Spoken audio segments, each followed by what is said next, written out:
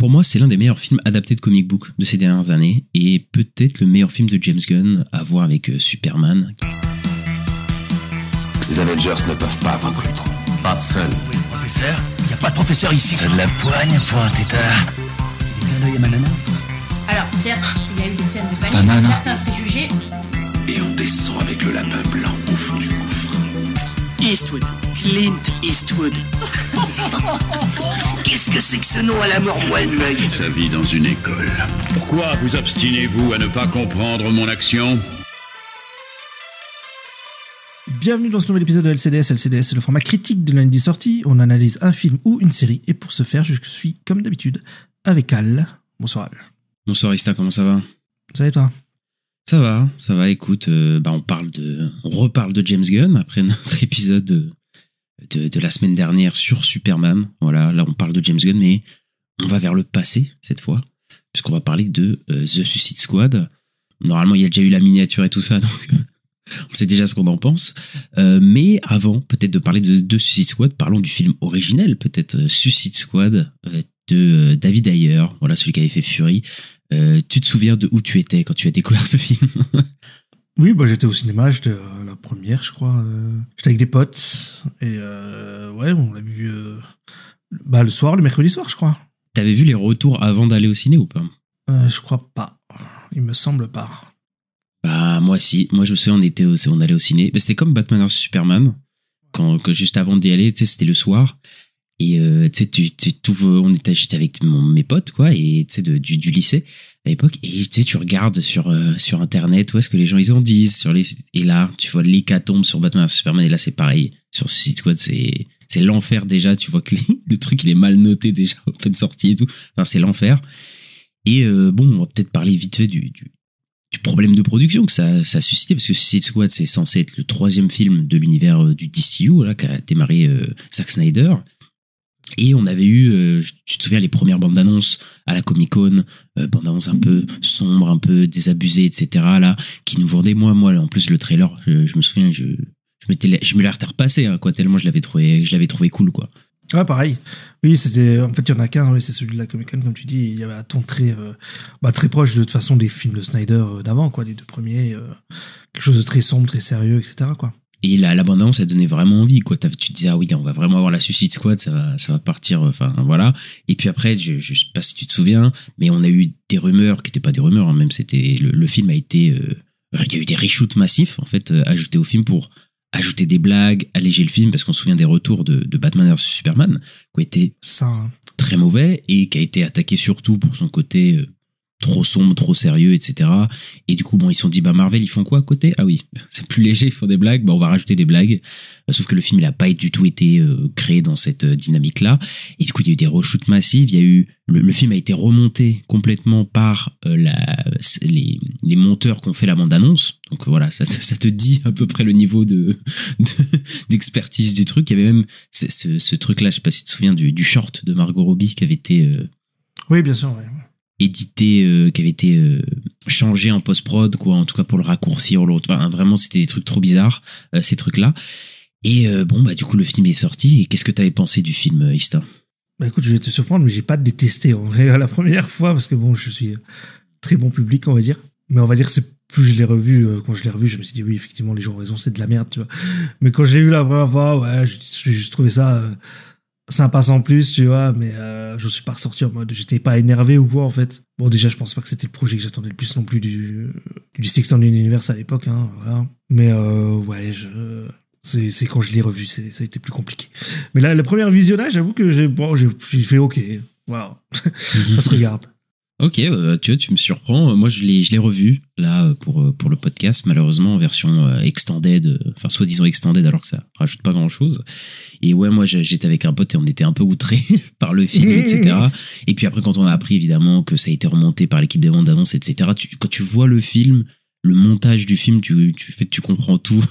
Tu comprends tous les problèmes de montage qu'il y a eu ce film. Enfin, la présentation des persos, parce qu'il y a tout un début, il y a 40-50 minutes de présentation de personnages hein, dans le film. C'est C'est Oui. abusé, quoi, le montage, quoi. Le montage est vraiment lamentable et c'est interminable, quoi. L'exposition, il y a je sais pas combien d'intros pour introduire les personnages. Il y a une intro pour introduire Will Smith, puis Harley Quinn, puis après ça avance dans le temps, puis une réintroduction de ces personnages-là. Enfin, ça n'arrête jamais, quoi, tu vois. Et tu te dis, mais quand est-ce que ça va s'arrêter avec une bande son aussi, là, pour introduire des personnages qui est vraiment, mais générique au possible. Enfin, c'est une des pires BO que je pense que j'ai entendu de ma vie dans mais un d'ailleurs, film. ils sont mis à faire ça parce qu'ils ont le succès des Gardiens aussi à côté. Parce qu'on a à peu près Gardiens, c'est 2014, ce film-là, c'est 2016. Et ouais, quand ils ont changé le ton, ils se sont dit, on va faire les Gardiens. Vu que c'est une équipe et tout, nous aussi, on va mettre du Queen, on va mettre des chansons. C'est la fameuse, comment on dit, l'OST playlist, quoi, où tu mets plein de chansons. Mais ouais, mais sauf que le problème, c'est que c'est pas que les chansons sont nulles, hein. Moi, j'aime bien The House of the Rising Sun, tous ces trucs comme ça. J'aime bien le Queen, évidemment, j'aime bien Queen, tu vois. Mais en fait, c'est juste que c'est les chansons, tu sais, c'est comme si un mec avait tapé quelle chanson je dois mettre là, et tu sais, sur Internet, et ça lui donne une chanson, il l'a mis, quoi. Et ouais, c'est pour ça que c'est une des pires BO, parce que c'est vraiment, on les a déjà entendus 5000 fois. Et puis, à chaque fois, enfin, t'as un personnage qui arrive et hop, on met une chanson hyper explicite, un peu nulle, enfin. Oui, voilà. Puis ils sont en prison, ils mettent les portes du pénitencier, là. Enfin, la version anglaise, mais voilà, quoi. Non, mais vraiment, oui, non, mais c'est abusé, quoi. C'est abusé, quoi. Et puis après, le gros problème, c'est que c'est un film Suicide Squad, et sauf que Les Gardiens de la Galaxie, il est limite plus un film Suicide Squad que, le film Suicide Squad, puisque en fait, c'est un groupe de personnages qui sont censés être des bad guys, qui vont aller dans une mission suicide. Sauf que le problème, c'est qu'il y a aucun bad guys vraiment, en fait. Pour le coup, ils sont tous dès le début plutôt, en fait, gentils. Quand tu vois Will Smith avec cette séquence, mais vraiment, quand je l'ai revu, qui est gênante avec sa fille, et il y a Batman qui vient l'arrêter, et sa fille qui dit non, oui. tue pas les gens et tout, oui, je fais ça pour protéger les gens. Tu fais non mais c'est ridicule, quoi, parce que Will Smith évidemment va pas jouer des méchants. Puis t'as le El Diablo là, qui est censé être un mec de gang, en fait il refuse de tuer les gens maintenant parce que il a fait trop de mal avant, et tu fais mais oui, mais ils sont tous déjà gentils, quoi, en fait, pour le coup. Et il y en a aucun qui est vraiment attachant, quoi. Rick Flag, c'est vraiment l'enfer dans le premier film. Là, on en reparlera dans le deuxième, mais Rick Flag, là, joué par Joel Kinnaman, il est vraiment insupportable dans le film. Et puis, il y a une équipe, mais ils sont tellement, je te jure, dans le film, à chaque fois, ça s'ajoute, il y en a plus, un, plus un autre, plus un autre, plus un autre, ça s'arrête pas. Et il y en a aucun qui meurt, quoi. Il y en a aucun qui meurt. Il y en a un qui meurt. C'est Diablo, à la fin. De qui? El Diablo, il meurt à la fin. Je crois pas, je me souviens même plus. Si, Peut-être qu'il meurt meurt à la Diablo, fin. il se sacrifie. Oui, non mais ok, oui, non mais c'est quoi, à la fin du film j'étais tellement déconnecté, je crois que j'ai même pas fini. Mais en tout cas il y a quasiment aucun qui meurt, quoi, dans le film. C'est abusé, genre c'est une suite de personnages et t'en as je sais pas combien, il y en a pas qui meurent. Tu dis c'est Suicide Squad aussi. Mais Slipknot, il est introduit au moment où il meurt.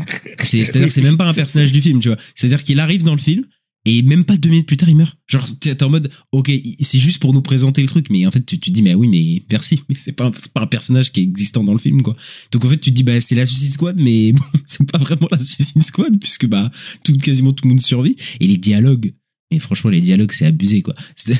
La présentation de Katana là, à chaque fois ça fait parler sur Twitter et ressortent le gif avec Joel Kinnaman qui présente Katana et qui dit oui, elle a un sabre qui tue, enferme ses gens, il y a son mari dedans, et en fait il fait son exposition à voix haute, en hurlant dans l'avion. Enfin c'est n'importe quoi. Et de toute façon il y a des punchs, les We're some kind of Suicide Squad, les trucs comme ça. Enfin c'est horrible, vraiment horrible, quoi. Et tout est impersonnel dans le film, hein. Il y a des gens qui disent oui, il avait une vision, franchement il y a pas un plan, il y a pas une séquence où je me dis oui là David Ayer, ok je sens un peu sa patte ou quoi. Rien du tout. Tout est impersonnel. Les méchants caca ils sont moches complètement, et l'Enchantress c'était pas possible, quoi. Oui, on dirait des bonhommes, moi j'ai appelé ça des bonhommes caviar, on dirait du caviar qui bouge. Oui. Ça fait plein de petites boules noires comme ça. Et ça, y a aucun design, quoi, y a rien du tout. Et puis l'Enchantress aussi, voilà. Avec ces mouvements chelous là. Ouais, c'est bizarre. C'est trop bizarre. Et on n'a même pas parlé du Joker, qui est franchement à la revoyure.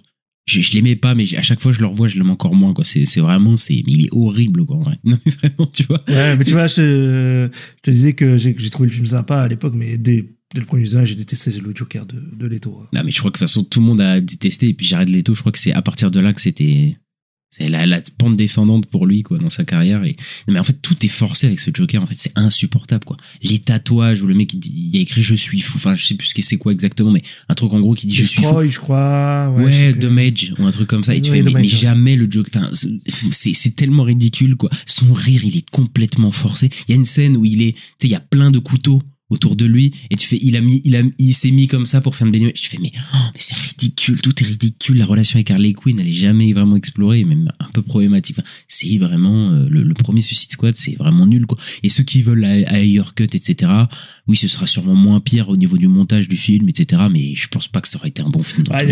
T'as quand même l'impression que le Joker, elle a été énormément coupé du film, hein, quand même, hein. Je pense qu'il y avait plus. Bah, et tu sais quoi, c'est peut-être le meilleur truc de remontage, parce que, franchement, est-ce que t'aurais voulu voir plus de, parce que tous les trucs du Joker dans ce film, c'est nul, hein. Vraiment, hein, moi, je suis persuadé que la Ayer Cut, elle est meilleure, je pense, parce que voilà, elle est pas faite par le studio, mais je pense pas du tout qu'elle est bien. Genre, vraiment, les méchants sont nuls, l'équipe est nulle. Enfin, vraiment, je pense que dans la substance, le film était pas très bien, hein. Oui, je pense aussi. Je pense pas que tu peux le rattraper avec une nouvelle cut, ça c'est clair. Mais ouais. Peut-être quand ça sortira dans 10 ans, je m'excuserai, je dirai, ah non, en fait, c'est bien, mais j'y crois pas du tout, quoi. Ouais.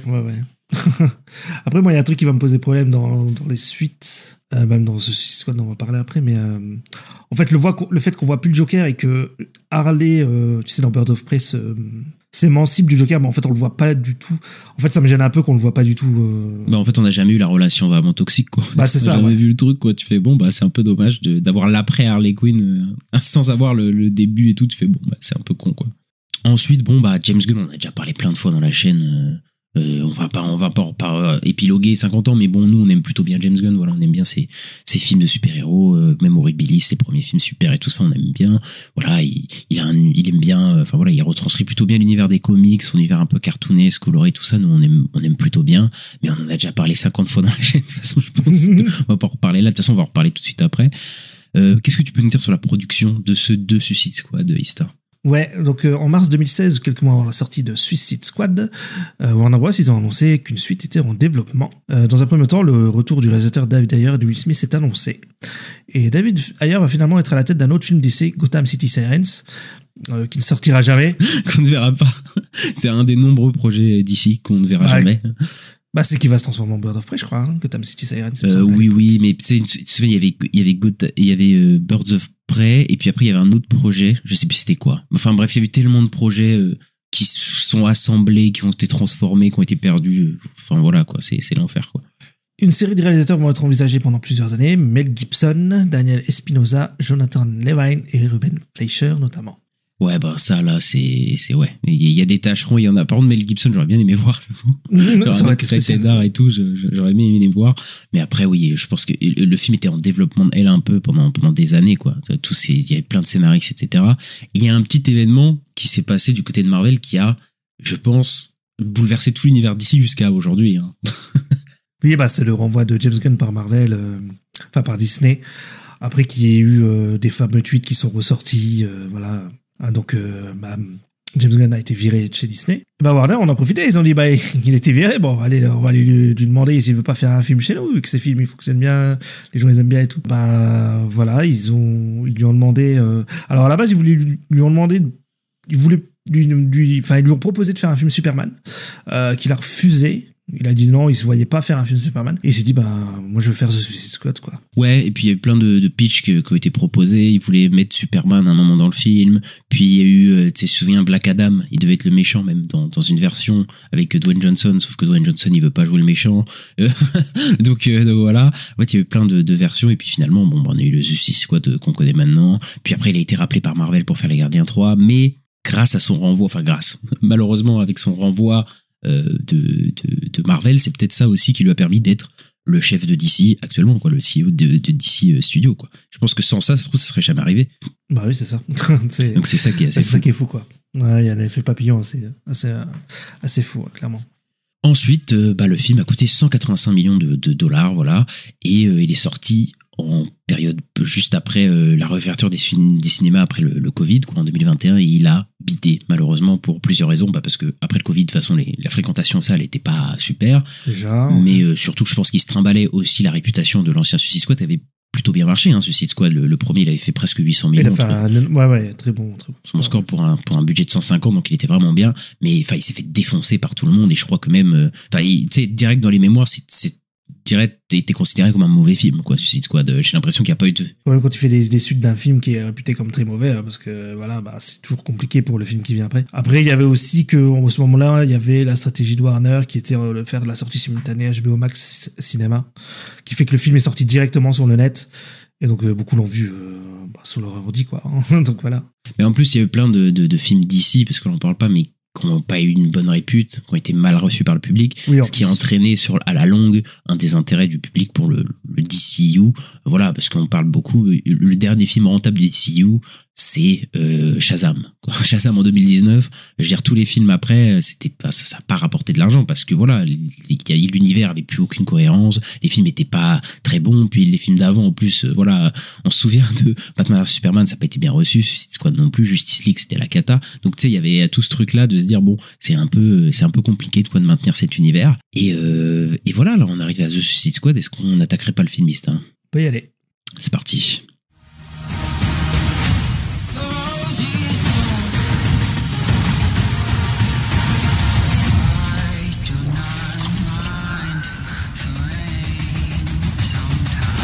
Ratatouille, au rapport. Pigeon. Nanawe, encombre pas la radio. Le gouvernement envoie les super-vilains les plus dangereux du monde, Bloodsport, Peacemaker, King Shark, Harley Quinn et autres, sur l'île isolée et pleine d'ennemis de Corto Maltese. Armés d'armes de haute technologie, ils traversent la jungle dangereuse pour une mission de recherche et de destruction avec seulement le colonel Rick Flag sur le terrain pour les faire obéir.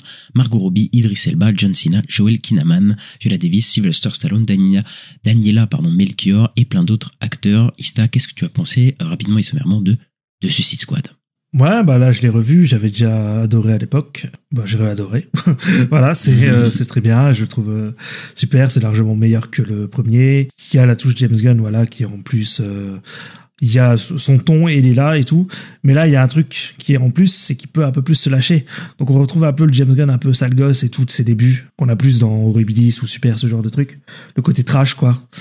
Parce que là, il a pu faire un film R-rated, donc il se lâche pas mal. Et je trouve que c'est un film qui est aussi assez cruel des fois avec certains de ses personnages, et qui est aussi très drôle, et qui est vraiment, vraiment cool. Et c'est peut-être un de ses meilleurs, parce que c'est vraiment la James Gunn à fond, quoi, et il peut se lâcher à fond. Donc c'est très très cool. Pour moi, c'est l'un des meilleurs films adaptés de comic book de ces dernières années, et peut-être le meilleur film de James Gunn à voir avec Superman, qui vient de sortir récemment.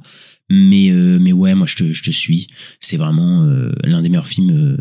L'un des films, en tout cas, on sent le plus James Gunn, en fait, dans son envie. En fait, il a un lâcher-prise total qu'il a pas forcément sur les Gardiens, parce qu'on est quand même dans le MCU, c'est pas Rated d'art, c'est quand même, ça rejoint une continuité. Ici, en fait, du fait que l'univers DCU était un peu, les gens s'en foutaient complètement ou quoi, mais il a pu faire un peu ce qu'il veut, c'est un genre de soft reboot, etc., où il fait un peu ce qu'il veut, et là, il se lâche complètement. C'est le film pour moi le plus beau de James Gunn. En termes de mise en scène, c'est peut-être le mieux fait aussi. C'est là où je pense qu'il est le plus drôle aussi, hein. Vraiment, il y a des gags qui me font vraiment énormément rire, et encore une fois, il a une habilité, comme à chacun de ses films, pour le coup, à te faire adorer certains personnages, quasiment tous les personnages, en fait, de retenir vraiment quelque chose d'eux, quoi, et de vraiment être embarqué émotionnellement dans cette histoire, de rire de ces personnages, mais en même temps d'être touché par eux. Et ouais, il y a des séquences de combat, etc., qui m'ont bien marqué. Il y a tout un univers aussi, parce que là, on va parler aussi du côté un peu comic book du film, qui est assez poussé. Donc ouais, en fait, ce film-là, je l'aime beaucoup. C'est peut-être mon préféré de James Gunn, quoi. Et le premier aspect déjà qui saute aux yeux, c'est que c'est une suite, mais pas tellement, en vrai, parce que en fait, dès le début, on comprend que c'est une suite parce qu'il y a un truc un peu spirituel, il y a certains personnages qui reviennent, mais il fait pas tant référence que ça au premier film. Non, il fait pas tant de références que ça au premier film. C'est vrai, oui, il y a un côté un peu reboot. Sauf reboot, ouais. Ouais, sauf reboot.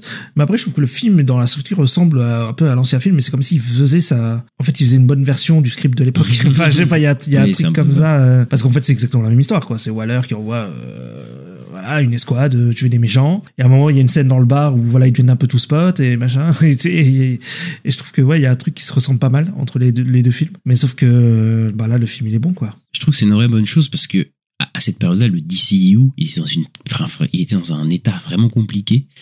Et en fait, là, il arrive à faire un soft reboot, c'est-à-dire que t'as pas vraiment besoin de voir les autres films, tu vois, pour comprendre celui-là, en vrai. Oui, tu vois, il suffit un peu à lui-même. D'ailleurs, tu peux commencer par ce film-là en connaissant un peu rien d'autre du DCU, et c'est pas grave, tu vas comprendre ce qui se passe, etc. Et ça marche plutôt bien, quoi. Et ouais, je pense que de toute façon, il y a cette idée aussi que le premier film, il est pas très bon, quoi. Enfin, voilà. Et c'est vrai qu'on en reparlera plus tard, mais t'as l'impression qu'il fait tout de mieux. Et là, je te rejoins parfaitement. T'as des scènes, je sais pas si c'est fait exprès, parce que tu sais, peut-être c'est inconscient de la part de Shane Gum, mais il y a des trucs, des personnages, on parlera du personnage d'Idris Elba, mais effectivement des scènes, etc. Tu te dis, ah ouais, c'est la même chose que le film d'avant, sauf que il comprend ce qu'il est en train de faire, quoi. Et c'est ça qui est assez fou, quoi. Mais moi, j'aimerais parler déjà du film, vraiment visuellement, parce que moi, je sais pas si c'était comme moi, mais je crois que c'est le plus beau film de James Gunn, hein, pour moi. Bah, c'est vrai que quand je l'ai revu, je trouve qu'il y a des plans assez chouettes, où il arrive vraiment à iconiser ses personnages. Pour ça, le passage où, tu sais, il commence à avoir de la flotte, et en fait, ça fait un écran tout blanc, et il sort de la flotte, et ça fait un truc assez incroyable. Oui, ils sont très stylés, les persos. Les squads qui sortent. Ouais, c'est très, très, très, très cool. Et ce que j'aime aussi beaucoup dans le film, c'est toutes les transitions, les écrans titres, où il écrit aussi les 3 jours plus tôt, machin, il écrit dans les nuages, il écrit sur la cuvette des toilettes. Enfin, je sais pas, c'est jamais, en fait, il y a jamais de texte vraiment écrit, tu sais, en basique, quoi. C'est toujours écrit dans des éléments du décor et tout. Sauf une fois, mais à la fin, que t'as écrit de Suicide Squad versus Starro, là, c'est vraiment... ouais. Mais en fait, je crois que ça assume aussi, c'est pour ça que je parlais de comic book, son origine de comic book movie, en fait. Là, ça fait très comics, en fait, ces apparitions de titres, hein, pour le coup. Ouais, ça fait un peu comme chaque numéro de comics, ouais, il y a un peu un truc comme ça, ouais. C'est ça, et même dans l'univers qui est dépeint, parce que je trouve que Superman, c'est là où il pousse le côté cartoonesque, le côté comics le plus, on en a déjà parlé dans l'épisode de Superman, mais là, je trouve que franchement, il l'assume pas mal aussi, quoi. C'est-à-dire dans l'apparition des titres, mais dans les tenues aussi, par exemple, c'est assez fou, quoi. C'est-à-dire qu'ils sont vraiment comics accurate, quoi, les tenues, ce qui est pas forcément un truc bien ou pas, mais c'est vraiment, il assume vraiment d'où il vient, ce film. Et on sent de toute façon que James Gunn, il aime ça, les comics. C'est ça qu'il veut retranscrire à l'écran, quoi. Et par exemple, les persos, ils portent pas tout le temps leur masque, mais il y a quand même pas mal de séquences où ils portent leur masque, tu vois. Sur le personnage de John Cena, par exemple, avec son gros casque de Peacemaker, etc. Oui. Tu vois, des fois, je me dis, Polka Dot Man, etc., c'est très kitsch, tu vois, volontairement, mais je trouve que ça passe. Encore une fois, on est vraiment dans un univers de comics, quoi. Ouais, c'est vrai que Bloodsport aussi le met pas mal. J'aime bien son casque crâne, là, il est stylé. Bah, après, c'est celui qui le met le moins, évidemment, parce que c'est Idris Elba, voilà, je peux comprendre, tu vois, mais il y a quand même des passages où il le met, alors que Will Smith, dans celui d'avant, il a un casque qu'il met une fois, et après il l'enlève et il le met plus jamais. Genre, tu fais, bon, bah, ça sert à rien d'avoir ton masque, quoi. Enfin, bref, c'est compliqué, mais moi, oui, je trouve que la photographie, en fait, est superbe. Bah, c'est son chef-up attitré, là, depuis plusieurs films, depuis Les Gardiens 2. Depuis Gardiens 2, je crois. C'est ça. Même s'il a fait de Flash, voilà, là, il est capable de faire des choses, mais en fait, c'est un des seuls films de James Gunn où j'ai des plans en tête, enfin, plein de plans en tête, tu vois. Parce que je trouve pas que James Gunn, c'est vraiment un formaliste, tu vois. Je trouve pas qu'il fait des images très marquantes, tu vois. Il y a des séquences qui marchent bien, mais il y a pas des images, tu vois, genre dans Les Gardiens, par exemple, dans Les Gardiens, j'ai pas eu vraiment d'image en tête, tu vois. Tu me dis une image, un plan comme ça. Ouais. J'ai plus des séquences.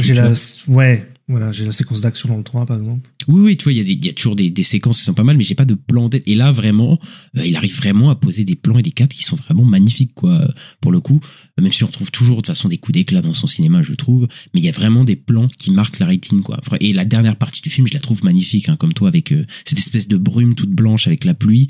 En fait, là, encore une fois, j'ai l'impression d'être dans un comics. On a tous ces fonds blancs où seuls les personnages colorés à l'intérieur ressortent et le monstre Starro aussi qui ressort beaucoup avec cette brume blanche. Et je trouve que ça marche super bien, quoi. C'est cet univers visuel là qu'il est en train de nous mettre, quoi. Ouais, carrément. Bah, je suis d'accord avec ça. Je trouve aussi que. Ouais, j'ai aussi été là quand je l'ai revu. Ouais, j'ai été aussi assez impressionné visuellement. Je me souviens plus que c'était aussi. C'était aussi beau. Donc, ouais. Et même en termes de mise en scène, il est pas en reste, hein, parce que là, on parle de plans, mais je veux dire, les combats, là, il se lâche vraiment totalement, quoi. Là, pour le coup. Là, c'est-à-dire que le Red Eddard, qu'il n'a pas dans Les Gardiens, évidemment, pour des raisons voilà, dans Marvel. Superman, d'ailleurs. Ni dans Superman, mais bon, Superman Red Eddard, voilà. Je sais pas, tu vois. Mais dans Les Gardiens, tu vois, ça aurait pu être plus crado, tu vois, ça aurait pu être, tu vois, c'est un truc un peu plus irrévérencieux, tu sais, des personnages un peu méchants qui pourraient tuer des gens. Dans Superman, bon, j'ai un peu plus de, je me dis, bon, que c'est pas Red Eddard, est-ce que c'était nécessaire? Pas forcément, tu vois. Mais là, effectivement, le rated R, tu vois que le projet de Suicide Squad, enfin de la Suicide Squad, il est beaucoup mieux avec le rated R. En fait, t'as envie de voir ces mecs-là dans le sang se faire tuer et tout ça. Et là, vraiment, il y a du sang sur les murs, il y a des têtes découpées, etc. Là, il renoue beaucoup avec son passé de chez Trauma, quoi, avec ses films un petit peu crado, même si c'est pas aussi crado que Horribilis, par exemple, etc. Ça reste quand même assez jouissif, quand même, dans certaines mises à mort, etc., quoi. Et en plus, il tue des humains. Ça aussi, c'est important de le dire, parce que il tue pas des hommes caca, quoi, tout le film. Non, mais c'est vrai que quand t'as des protagonistes qui sont des méchants, le fait qu'ils tuent des gens, tu vois, le camp, on en reparlera du camp de la résistance, il les tue, quoi. Tu vois, il tue vraiment des humains. Alors que quand tu tues des hommes un peu caviar, etc., on sait pas trop ce que c'est. Bon, bah, c'est pas, tu sais, ça a pas la même puissance, tu vois, du côté d'accentuer le côté connard et méchant des personnages, quoi. Oui, complètement, mais c'est pour ça que c'est plus sympa. En plus, il le fait dès le début. Dès la séquence du début, il s'amuse enfin, c'est gore direct. C'est même assez impressionnant comment ça part dans le gore, quoi. Si t'es pas prêt, quoi. Moi, il y a un qui me fait un peu rire, mais en même temps, il me dégoûte. C'est le mec qui détache ses bras, là. Moi, je trouve ça un peu dégueu. Mais en même temps, à la fin, quand il se fait fusiller ses bras et tout, ça me fait rire, mais c'est un peu dégueu, je trouve. C'est un peu dégueu, ouais. C'est TDK, The Detachable Kid. Ouais, c'est ça. Ah, c'est pour ça. Mais tu vois, je pense aussi le moment où Savage, là, le perso de Michael Rooker qui se fait buter, sa tête elle explose, et après avec le sang il y a écrit Warner Bros Pictures, et j'ai trouvé ça incroyable, tu vois. J'ai trouvé ça trop bien. Mais en fait, c'est vraiment le lâcher prise, parce que tu sens qu'en plus à cette période-là, James Gunn, je crois que ça allait pas trop bien pour lui à cette période-là. Oui. Puis en plus, il s'était fait virer, etc. T'as l'impression qu'il s'est dit, ce film-là, j'ai une liberté totale, je vais lâcher toute ma frustration dedans, quoi. C'est toutes mes envies, ma frustration, comme si c'était peut-être le dernier film que je fais, tu vois. Il a tout mis. Ah, il y a peut-être ça, ouais. Un peu de ça, quoi. Et je trouve ça vraiment jouissif pendant le film, quoi. Mais j'ai une petite anecdote, c'est dans Superman, il remercie Alan Horn, alors que c'est le bonhomme qui l'a viré de Marvel. Alors, je sais pas, peut-être qu'il est content, en fait, il se dit, merci, on m'a viré, maintenant je suis. Bah, c'est peut-être sa vengeance, hein. Ouais, c'est peut-être une vengeance assez douce, quoi, parce que c'est vrai qu'il s'est fait, on n'est pas revenu dessus, mais il s'est fait virer de chez Disney pour des tweets qu'il avait fait en 2008 sur des blagues un peu, bon, on va le dire pédophiles, etc., qui étaient, voilà, il s'est excusé depuis après, mais en fait Disney il faisait genre il s'était pas au courant, quoi. Quand la shitstorm est arrivée, alors qu'il savait très bien, il en avait parlé même plusieurs fois avant son renvoi, il avait dit oui, que voilà, il s'était excusé, et voilà, il a fait des tweets en 2008, enfin bon, ça va, quoi. Et t'étais en mode bon, est-ce qu'il mérite de se faire, bah, après tous les acteurs ont pris sa défense, etc. Mais tu vois, heureusement quand même que beaucoup de gens, ces acteurs ont pris sa défense, parce que ça se trouve, je me dis, s'ils avaient pas parlé, etc., ça se trouve, il y serait jamais revenu, hein, peut-être James Gunn, hein, tu sais, il y a un monde où, voilà, quoi. Ouais, bah c'est bien qu'il ait eu du soutien, quoi. Oui, bah, c'est cool. Et puis, enfin, pour revenir vite fait sur les combats, moi je trouve que les combats ils sont vraiment bien faits. Enfin, il y a par exemple le camp de résistants. Il y a un long travelling sur le côté qui exploite vraiment l'arrière-plan en plus, tu vois, avec Peacemaker et Bloodsport qui joue à qui est la plus grosse. Mais cette séquence elle est vraiment hyper fun, hyper drôle, et en même temps elle est très bien cadrée, quoi. Et de même avec le combat final entre Peacemaker et Rick Flag qui est super. Et il y a ce plan évidemment dans le casque, le reflet du casque en dit beaucoup aussi sur le personnage de Peacemaker, qui est vraiment pas mal. Il y a ça, mais ouais, en fait, il y a plein de scènes que je retiens, parce que par exemple, quand Bloodsport et Peacemaker, ils tirent les balles aussi, tu sais, ça fait un peu western, c'est stylé aussi. Et puis, il y a toute la séquence avec Harley. Oui, complètement. En plus, il s'amuse là, il se transforme le sang en fleurs, en pétales de fleurs et tout. Et ça donne un truc un peu poétique, un peu marrant, mais un peu gore en même temps. C'est ça que j'aime bien avec James Gunn, c'est qu'il part toujours de ses personnages pour faire la scène, en fait. Tu vois, là, on est vraiment dans la psyché. On embrasse totalement la psyché d'Harley Quinn, et bah, il y a vu Birds of Prey après qui le faisait plutôt pas mal. Moi, je trouve, nous, on aime plutôt bien Birds of Prey. Mais là, c'est vrai qu'en termes de mise en scène, il y a vraiment un cran au-dessus, je trouve. Parce qu'on a, en fait, dans toute la séquence d'Harley Quinn qui a vraiment un pas de côté, on sent qu'il aime bien Harley Quinn, quoi. On sent enfin, en même temps, c'est la star du film aussi, tu vois. S'il y a un truc que les gens ont retenu du premier film, c'est vraiment Harley Quinn, quoi. Elle est rentrée dans la pop culture vraiment. Enfin, elle était déjà dans la pop culture, mais voilà, elle est vraiment ancrée dans la pop culture avec Margot Robbie, même dans le premier film. Et là, j'adore ces séquences parce qu'elle embrasse sa psyché. On a l'impression d'être dans un conte, quoi. Tu sais, avec les oiseaux, le mec qui. Bah, la robe d'une princesse et tout. C'est ça, la robe de princesse. Elle est avec un gars, une love story. On sait que ça va mal finir, et ça finit évidemment mal pour la personne. Mais la scène d'action, elle est vraiment superbe, quoi. Le centre, comme tu as dit, qui est remplacé par les fleurs, c'est coloré. La séquence, elle est hyper prenante. Et il y a encore une fois sa gestion de la musique aussi. cette scène-là qui est hyper bien utilisée. Bah, et même dans la globalité, la BO est plutôt sympa, encore une fois. Hein. Et ouais, en fait, au final, c'était, tu sais, c'est un pas de côté. Que, tu sais, je me suis dit, c'est vrai que ça rentre pas trop peut-être pas dans le délire, mais au final, ce pas de côté, je l'aime beaucoup, en fait, avec Harley Quinn. À chaque fois que je le revois, en fait, je le trouve hyper créatif, quoi. Et, ouais, enfin, il a vraiment rendu ses lettres de noblesse, à Harley Quinn, quoi, avec cette séquence, quoi, moi, je trouve. Oui, clairement. Puis, ouais. Puis je trouve aussi que le costume qu'elle a au début, c'est peut-être le meilleur costume qu'elle a eu de tous les films. Après, faut dire que, en fait, à chaque fois, par contre, j'aime beaucoup cette tenue dans les 3 films. Bon, dans le premier, c'est vrai que c'est une tenue hyper sexualisée, mais il a quand même marqué les gens, tu vois, cette tenue-là, le premier film, quand même. Bah, il y avait plein de cosplays à l'époque et tout. C'est ça, mais je veux dire, de son évolution dans le temps, voilà, je trouve que Margot Robbie, elle s'est approprié le personnage, tu vois, physiquement, etc. Je trouve que ça marche super bien. Mais maintenant qu'on parle un peu de la structure aussi, j'aimerais revenir sur la structure parce que je trouve qu'il a pas une structure classique non plus de comic book movie. Bon, c'est pas le truc le plus radical, mais il a quand même des pas de côté dans le film qu'on retrouve pas forcément dans des blockbusters, tu vois, de base, quoi. Il a pas un schéma classique 3 actes, tu vois. Et pourtant, d'ailleurs, le film, je trouve qu'il est plutôt fluide. Je trouve qu'il y a un petit ventre mou à un moment, mais je trouve que, tu vois, les séquences s'enchaînent plutôt de manière assez naturelle, alors que il a pas une structure vraiment hyper clair, tu vois, de comic book movie, quoi. Moi j'aime beaucoup, en fait, c'est ce film-là. C'est parce que c'est peut-être pour ça que c'est mon préféré, c'est que c'est celui qui fait le plus de pas de côté, tu vois, qui ressemble pas à d'autres comic book movie, là, où pendant quand même 10-15 ans, on a eu pas mal de comic book movie qui se ressemblent beaucoup, surtout au niveau de la structure. Là, on a des déambulations, pour moi, une des meilleures idées du film, cette fausse intro, en fait, du film, quoi. Franchement, je trouve que c'est peut-être un des moves hyper radical dans un film de super-héros. C'est-à-dire prendre le temps de t'introduire plein de personnages et de les dézinguer tous sur une plage, quoi. Moi, je trouve que c'est une idée qui est géniale, quoi. Sauf 2, bon, ok. Mais en tout cas, de t'introduire des persos et de tous les buter, je trouve ça tellement jouissif, hyper drôle, et ça permet hyper rapidement de présenter le concept donc de la Suicide Squad de manière hyper limpide, et en plus il le fait d'une manière avec sa mise en scène qui est assez intelligente, puisqu'il te met tout à travers le regard d'un personnage qui est de Michael Rooker, tu vois, qui va se retrouver dans cet enfer sur cette plage, tu vois, et en fait tu compares comment cette notion de Suicide Squad est introduite ici à celui d'avant, mais c'est le jour et la nuit. L'autre, il prend 40-50 minutes pour te présenter les personnages, pour te faire comprendre un peu comment ça va être. Ici, en 10 minutes, il t'a présenté ce que c'est, quoi, la Suicide Squad. C'est un bain de sang assez jouissif. Moi, cette séquence sur la plage, c'est une des meilleures séquences de comic book que j'ai vu, quoi. Et ouais, moi, je trouve que ça marche super bien, quoi. Ah bah clairement, oui, non mais ça te présente direct le concept et tout, puis oui, t'es du côté de Michael Rooker, et puis ouais, après c'est sympa parce qu'après tu vois après tu vois l'autre équipe et il y a écrit The Suicide Squad derrière, il y a un gros panneau titre là, et puis en fait tu comprends qu'en fait ouais, tu suivais pas les bons persos, quoi. Au début tu suivais pas ceux que t'allais suivre dans le film. Et puis ça annonce bien la couleur, surtout parce que le premier, un reproche que j'ai fait à celui d'avant, c'est qu'il y a quasiment pas de mort, quoi, dans une Suicide Squad, quoi. Et ici, ça annonce direct que, ouais, en fait, faut pas vous attacher, les persos, il y en a qui vont crever, quoi. Et effectivement, dans le film, après, quand on a la deuxième équipe, il y a des personnages de cette équipe qui survivent pas, quoi, hein, clairement pas. Donc ouais, là, il pousse le concept jusqu'au bout, quoi. À la fin, t'as Polka Dot Man qui meurt, t'as le Rick Flag qui meurt. Peacemaker, soi-disant, mais bon. Le Peacemaker, oui, c'est vrai qu'il y a ce truc-là. T'as Milton qui meurt, quand même. Milton, voilà, RIP Milton.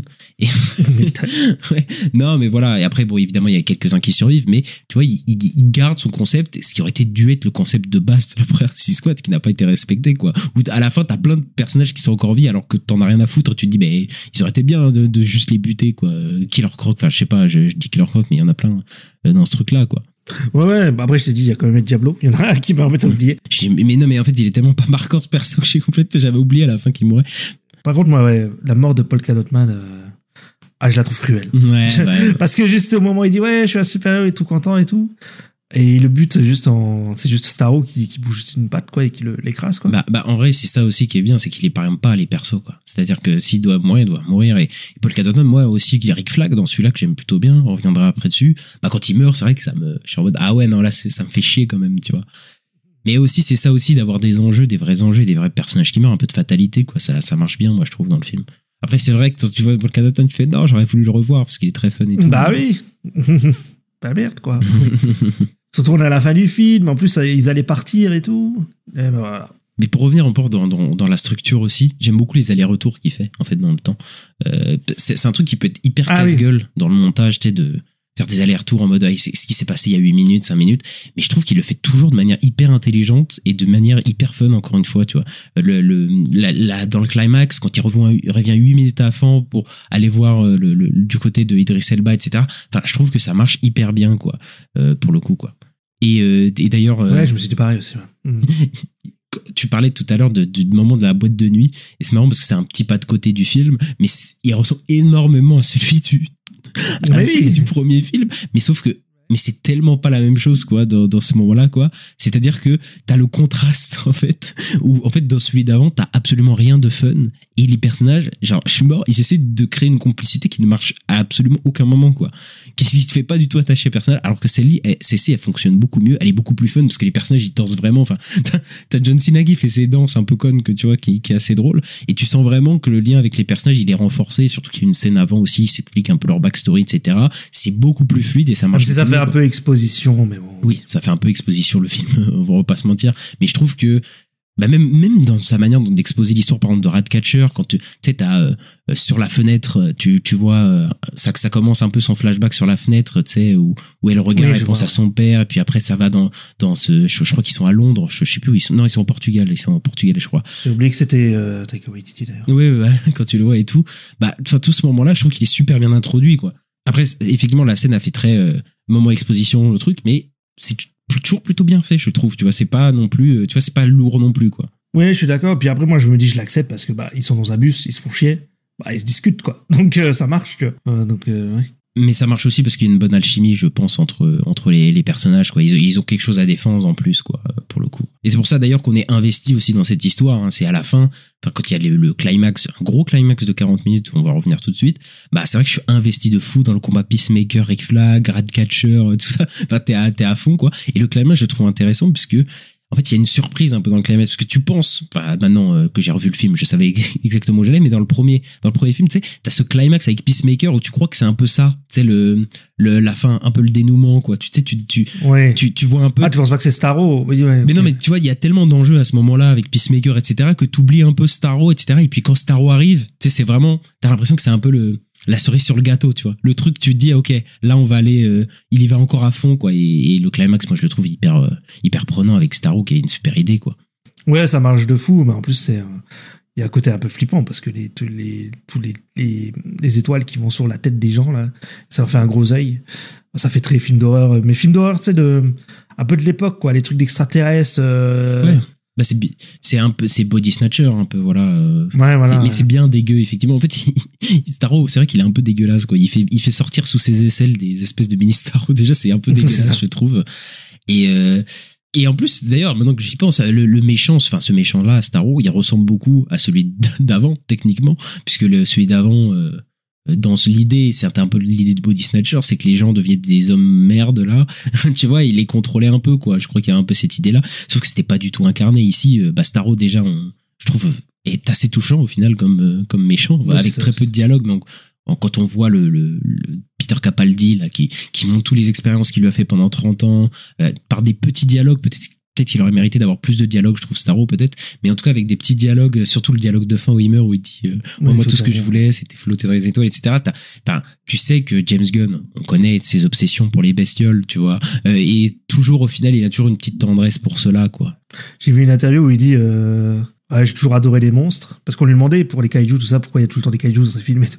Il disait en fait j'ai juste toujours adoré les monstres, et il dit par exemple Frankenstein, je m'identifiais plus à la créature de Frankenstein qu'à Frankenstein, quoi. Oui. Dans le film de l'époque. Oui, c'est normal après. Ouais, c'est pas étonnant. c'est pas étonnant non plus, quoi. Oui, mais il s'identifie plus aux monstres, tu vois, qu'aux humains dans les films, quoi, tu vois. Par contre, je trouve que le petit défaut du film, c'est qu'il y a un petit ventre mou, je trouve, à un moment, en fait. Tu vois, avant d'arriver à la boîte de nuit, il y a pas mal de séquences avec... Quoi ?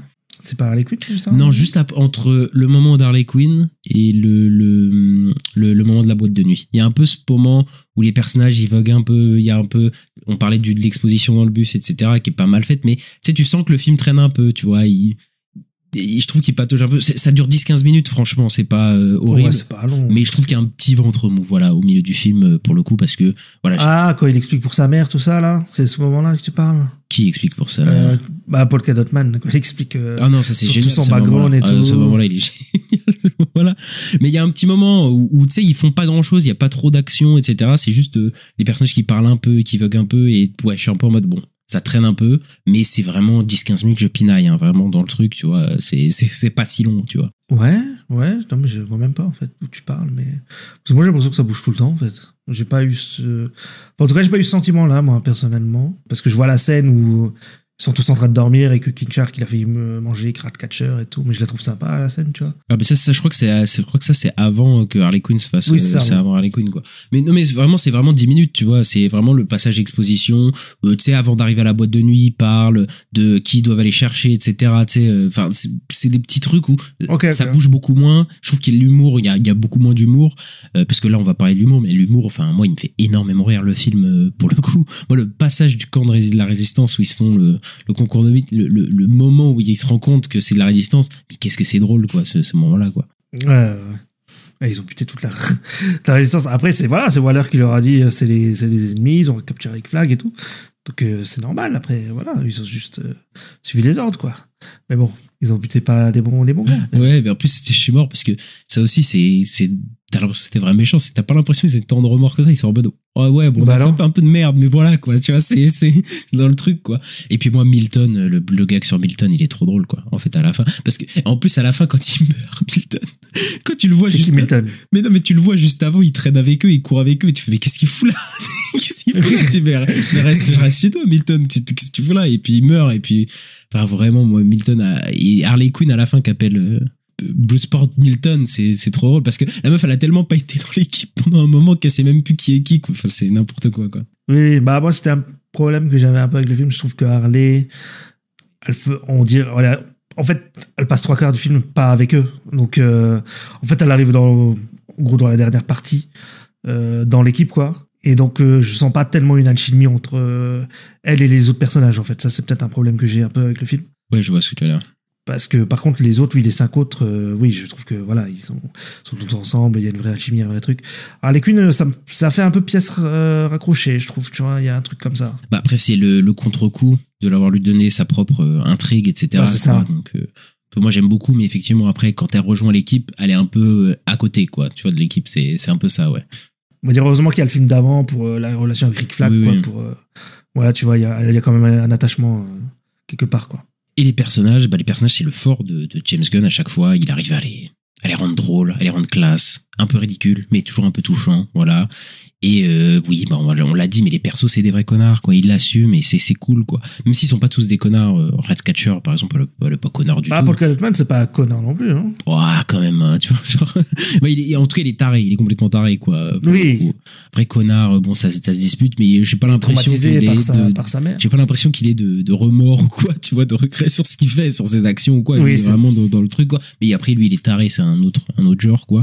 Mais ce que j'aime bien, c'est qu'ils deviennent pas forcément gentils. Je sais qu'il y a des gens enfin, moi, je pensais, tu vois, la première fois, je me dis, ouais, ils deviennent quand même un peu gentils à la fin. Et en vrai, je trouve pas tellement, tu vois, genre, Idris Elba, à la fin, bah, Paul Cadotman, il meurt, il s'en bat un petit peu les couilles, tu vois, il est pas, tu vois, il est pas touché ou quoi, tu vois, que ses camarades meurent ou quoi, il est pas, tu vois, après, il rejoint un peu le rang de faire un peu ce qui est juste, tu vois, mais il est pas non plus devenu hyper gentil du jour au lendemain, quoi. Ouais, mais tu vois, tu dis faire ce qui est juste, mais même le truc du disque dur, là, tu vois, il pourrait te le donner à la presse comme Rick Flag voulait le faire. Oui. Au final, il le garde pour un moyen d'échange, pour avoir une pression sur Waller, quoi, tu vois. Oui, donc, juste pour que, voilà, sa fille, elle soit bien, tu vois. Donc, au final, oui, il devient pas gentil, quoi. C'est ça, le truc, quoi. Voilà, c'est ça, ouais.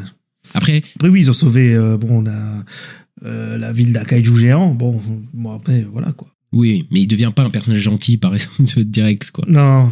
Après, peut-être le personnage, enfin, je trouve qu'il y a peut-être un peu trop de personnages, je trouve, peut-être dans le film, et il y a quelques répercussions sur des persos secondaires, j'y reviendrai plus tard, mais Idris Elba, on est d'accord, c'est le jour et la nuit avec Will Smith, quoi. Ah bah oui, non mais largement. Mais c'est marrant parce que c'est vraiment, comme on disait, il y a un côté soft reboot parce que lui et sa fille, c'est vraiment la même histoire, quoi, que celle de Deathstroke dans le premier Suicide Squad. Mais sauf que quand ils se parlent, ils se disent des fuck you et tout, alors que bon, alors, Will Smith c'était ma petite fille, ma machin, tu vois, enfin la relation est complètement différente, quoi. Bah, en fait, c'est vraiment c'est le même perso en réussi, quoi. En fait, dans ce qu'il devrait être de base, quoi.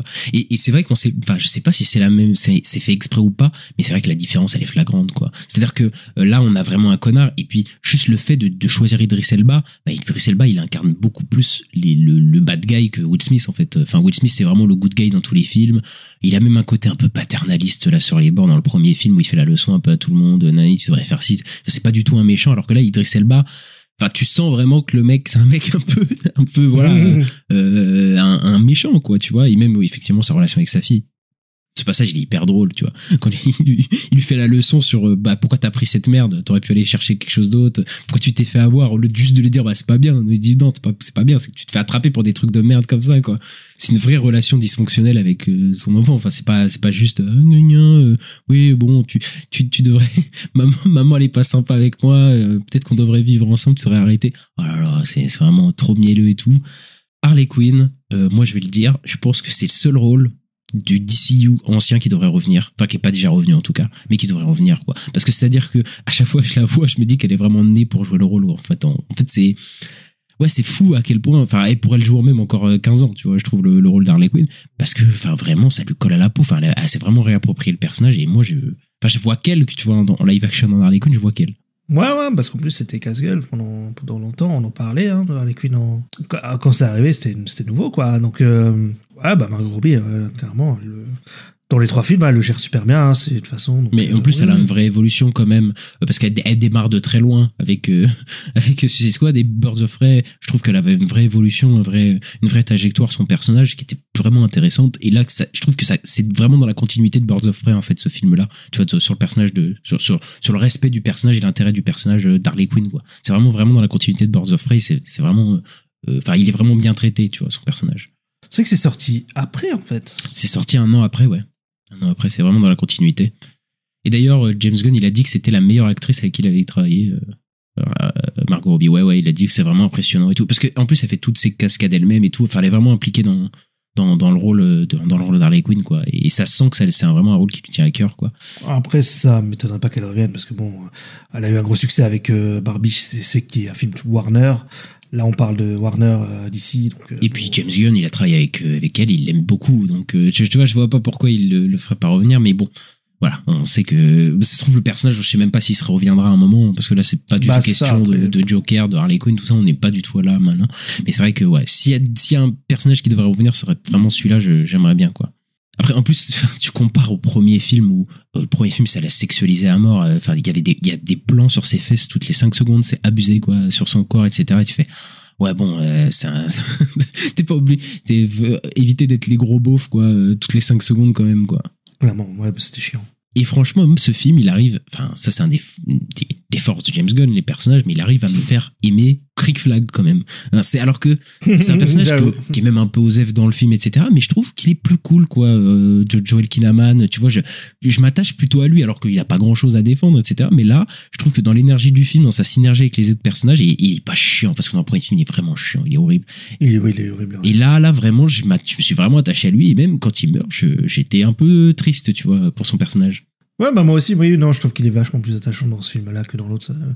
Vraiment, on est complètement d'accord. Et puis je trouve que Joel Kinnaman, moi, c'est pas un mauvais acteur, hein, c'est juste que faut bien l'utiliser, quoi. Parce qu'après, oui, il joue souvent le militaire un peu et tout, comme ça, là, mais c'est le leader de l'équipe un peu, dans l'idée, parce que voilà, c'est celui qui répond à Waller, tout, mais bon, même si ça devient un peu bout de sport après, mais je trouve ouais, qu'il a une bonne alchimie avec les autres persos et tout, et que ça marche bien dans l'équipe. Même avec Harley Quinn, ça marche mieux dans ce film que dans tout le film d'avant, je trouve. Tu vois, leur retrouvaille et tout, tu vois, c'est un peu plus touchant, quoi. Ouais, t'es même presque content qu'ils se retrouvent. Bon, dans le film d'avant, t'avais rien à foutre. Mais les dialogues aussi dans le film d'avant, quand il fait l'introduction de Katana, là, dans la je te jure que c'est l'enfer, c'est vraiment l'enfer, quoi.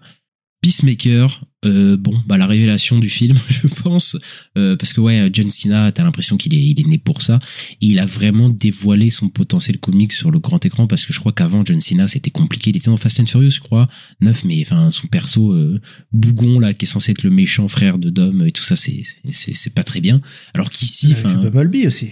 Ouais, bon, voilà. Comme je disais, dans Peacemaker, là, c'est vraiment un rôle à sa hauteur, je trouve, parce qu'avant, il avait pas, je crois pas qu'il ait eu des rôles très impressionnants, quoi, John Cena avant Peacemaker. il a vraiment vu le potentiel pour avoir une série après, et je comprends pourquoi, quoi, parce que vraiment il est génial, toutes ces scènes quand il est en slip dans le camp et tout ça. Enfin, il est vraiment incroyable, quoi. Même sa façon, sa relation avec Idris Elba, ça fonctionne super bien, le tic tac entre eux, quoi, le taunt et tout ça, c'est vraiment super, quoi. Et surtout que c'est un personnage que je trouve hyper intéressant, Peacemaker, parce que c'est un méchant. Enfin, c'est clairement un mec qui fait des choses extrêmement mauvaises, mais qui est persuadé de faire le bien, quoi. Donc c'est assez intéressant quand même. Oui, parce que lui, il considère qu'il fait la paix, mais qu'il faut même tuer des enfants, des femmes et des enfants pour faire la paix. Donc, oui, c'est ça, toute l'ironie. Même Joel Kinnaman le dit, c'est Peacemaker, mais le mec va buter femmes et enfants, quoi. Ouais, c'est ça, c'est très marrant, quoi. Et il y a évidemment aussi toute une critique politique dans le film de James Gunn, une critique de l'impérialisme américain. Encore une fois, que les Américains, même le personnage de Peacemaker, quoi, qui remet jamais du tout en question sa hiérarchie, tu vois, contrairement aux autres qui remettent vraiment en question leur hiérarchie vis-à-vis de trucs qu'ils font dans d'autres pays, quoi, tu vois, pour le coup. Et même du côté d'Amanda Waller, on en reparlera, du staff d'Amanda Waller, il y a un peu ce truc-là de se rebeller contre une autorité qui est un peu qui est un peu fascinante, quoi. Et ouais, moi je trouve Peacemaker, il est génial dans le film, quoi. Bah oui, non mais il m'a bien fait rire, là, l'histoire du slip volant. Après il dit c'est du racisme et tout, c'est n'importe quoi. Mais ouais, et puis le twist à l'époque je l'avais pas vu venir, comme quoi. Oui, complètement, moi aussi. Se mettre contre les gens de l'équipe et tout, et que ça allait être un peu le méchant de la fin. Mais en plus c'est un truc qui était très dans les comics et les dessins animés Suicide Squad, qui a toujours un traître parmi eux, en fait. Ça revient souvent, quoi. C'est vrai. Mais ouais, c'est vrai que tu dis que c'est marrant, parce que dès qu'il va chez DC, James Gunn, il fait des films très politiques, alors que je trouve pas que chez les Gardiens il y a quelque chose de très politique, tu vois. J'ai du mal à trouver des trucs politiques dans les Gardiens. Mais là, dès qu'il va chez DC, il met des dictateurs et tout. Il met des... c'est plus frontal, quoi, parce que bon, évidemment, il y aura toujours un fond politique dans les films, à chaque fois. Mais c'est vrai qu'ici, c'est plus frontal. Je pense qu'il a plus de lâcher prise. Et puis après, c'est un délire qui est cosmique aussi, les Gardiens de la Galaxie. Donc je pense que d'être plus terre à terre et plus ancré dans un truc politique, dans un truc cartoonesque, dans les trucs cosmiques, etc., c'est peut-être un peu plus dur, tu vois. C'est peut-être plus compliqué, quoi, de rattacher ça, quoi.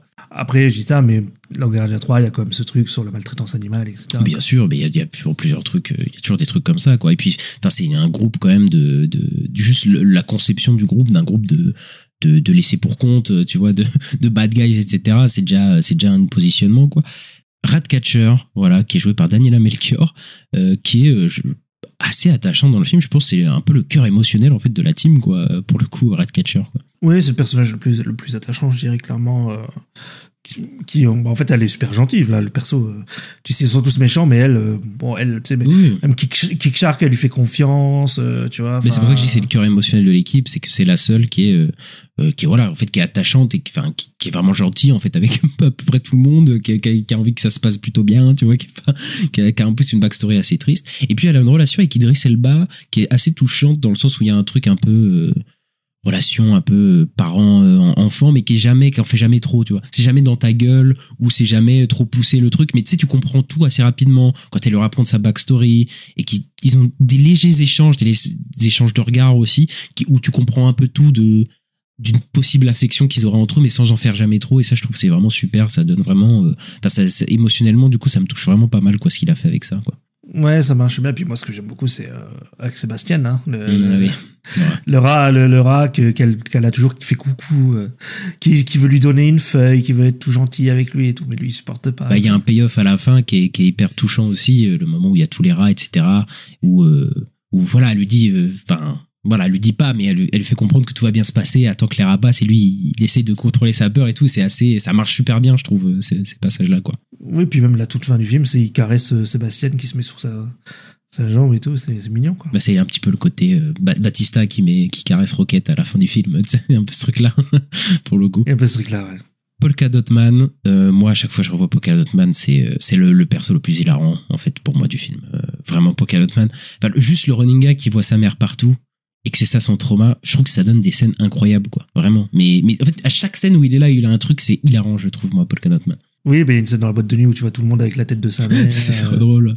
Mais même le reveal juste il y a un chant contre chant entre Polka Dot Man qui raconte son histoire, on a cette ambiance, cette musique un peu horrifique. Tu sais, tu dis, oh là là, qu'est-ce qui se passe? On va rentrer dans un truc. Et puis t'as le contre-champ où il te fait, je la vois partout, et tu vois tous les personnages avec sa tête. Enfin, l'effet de surprise au cinéma est tellement drôle, je trouve. Quand tu revois ça m'a fait énormément rire quand je l'avais vu au cinéma, quoi.